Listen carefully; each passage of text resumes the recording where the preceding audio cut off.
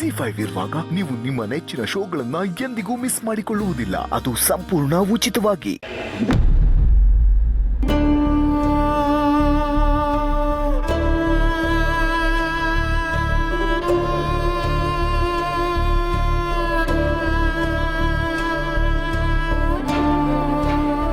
ಮುಂದೊಂದು ದಿನ ಹೀಗಾಗತ್ತೆ ಅನ್ನೋ ಕಾರಣಕ್ಕೆ ಅವತ್ತೇ ನಿನಗೆ ನಾನು ಎಚ್ಚರಿಸಿದ್ದೆ. ಜನನಿಗೆ ಬುದ್ಧಿ ಹೇಳಕ್ಕೆ ಹೋಗಬೇಡ ಅಂತ. ಕೇಳಿದ್ಯಾ ನನ್ನ ಮಾತು? ನೋಡಿದ್ಯಾ ಇವತ್ತು ಏನಾಯ್ತು ಅಂತ? ಅಲ್ಲ ಸಾರ್ಥಿ, ಜನನಿ ಮಾಡ್ತಾ ಇರೋದು ತಪ್ಪು ಅಂತ ಹೇಳೋ ಅಧಿಕಾರನೂ ಪಾರುಗಿಲ್ವಾ? ಇವತ್ತು ನಮ್ಮ ಮಗು ಮೇಲೆ ಅಟ್ಯಾಕ್ ಮಾಡೋದಕ್ಕೆ ಬಂದಿದ್ರು, ನಮ್ಮ ಮಗು ವಿಷಯದಲ್ಲಿ ನಾವು ಹುಷಾರಾಗಿರ್ಬೇಕು ಅಂತ ಹೇಳೋದು ತಪ್ಪಾ ಸಾರ್ಥಿ? ಮಗು ವಿಚಾರದಲ್ಲಿ ಪಾರು ಹೇಳಿದ್ದು ತಪ್ಪು ಅಂತ ಹೇಳ್ತಿಲ್ಲ ದೊಡ್ಡ ಯಜಮಾನ್ರೆ. ಆದರೆ ಹೇಳಿದ ರೀತಿ ತಪ್ಪಾಗಿತ್ತು ಅಂದೆ.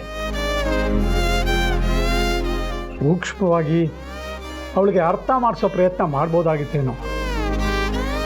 ಒಂದ್ ವೇಳೆ ಮಗು ವಿಚಾರದಲ್ಲಿ ಪಾರುನೇ ಈ ರೀತಿ ಮಾಡಿದಿದ್ರೆ ನೀವು ಪಾರುಗೆ ಸೂಕ್ಷ್ಮವಾಗಿ ಹೇಳ್ತಾ ಇದ್ರ ಸಾರ್ಥಿ? ಇಲ್ಲ ತಾನೆ? ಬೈತಾ ಇದ್ರಿ ಅಥವಾ ಕೋಪದಲ್ಲಿ ಜೋರಾಗಿ ಮಾತಾಡ್ತಾ ಇದ್ರಿ? ನನ್ನ ಪ್ರಕಾರ ಇವತ್ತು ಪಾರು ಯಾವ ತಪ್ಪು ಮಾಡಿಲ್ಲ ಸಾರ್ಥಿ. ಪಾರು ಮಾತನ್ನ ಅರ್ಥ ಮಾಡ್ಕೊಳ್ದೆ ಅಪಾರ್ಥ ಮಾಡ್ಕೊಂಡಿರೋದು ಜನನಿ. ಇರಬಹುದು ದೊಡ್ಡ ಯಜಮಾನ್ರೆ, ಆದರೆ ಇನ್ನು ಮುಂದೆ ಪುಟಾಣಿ ಜವಾಬ್ದಾರಿನ ನಾನೇ ನೋಡ್ಕೋತೀನಿ ಅಂತ ಹೇಳಿದ್ಲಲ್ಲ. ಹಾಗಾದರೆ ಪುಟಾಣಿನೇ ಸರ್ವಸ್ವ ಅನ್ಕೊಂಡಿರೋ ನಮ್ಮ ಪಾರು ಗತಿ ಏನು ಅಂತ ಯೋಚನೆ ಮಾಡಿದ್ದೀರಾ? ಪಾರುಗೂ ನಮ್ಮ ಪುಟಾಣಿಗೂ ಇರೋ ಒಡನಾಟ ಇವತ್ತಿಗೆ ಕೊನೆಯಾಗುತ್ತಾ?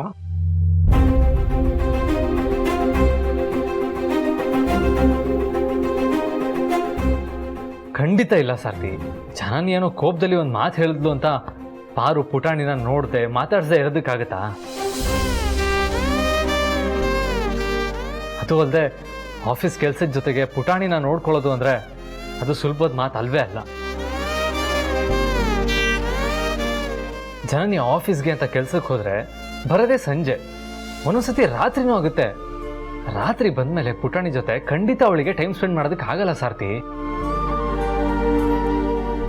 ಹೀಗಿರ್ಬೇಕಾದ್ರೆ ದಿನ ಪುಟಾಣಿ ನೋಡ್ಕೊಳ್ಳೋದು ಅಂದ್ರೆ ಅದು ಸುಲಭದ ಮಾತು ಅಲ್ವೇ ಅಲ್ಲ. ಮಗು ಜವಾಬ್ದಾರಿನ ತಗೊಳ್ಳೋದಕ್ಕೆ ಪಾರುಗ್ ಮಾತ್ರ ಸಾಧ್ಯ. ಇವತ್ತೇನೋ ಜನನಿ ಕೋಪದಲ್ಲಿ ಏನೋ ಒಂದು ಮಾತು ಹೇಳಿದ್ಲು ಅಂತ ಅದನ್ನೇ ಹಠ ಸಾಧಿಸೋ ಅಷ್ಟು ಕೆಟ್ಟೋಳಲ್ಲ. ದೇವರ ದಯದಿಂದ ನಮ್ಮ ಪಾರು ಮಗಳ ಜವಾಬ್ದಾರಿನ ಅವಳೇ ನೋಡ್ಕೊಳ್ಳೋಂಗಾದ್ರೆ ಸಾಕು.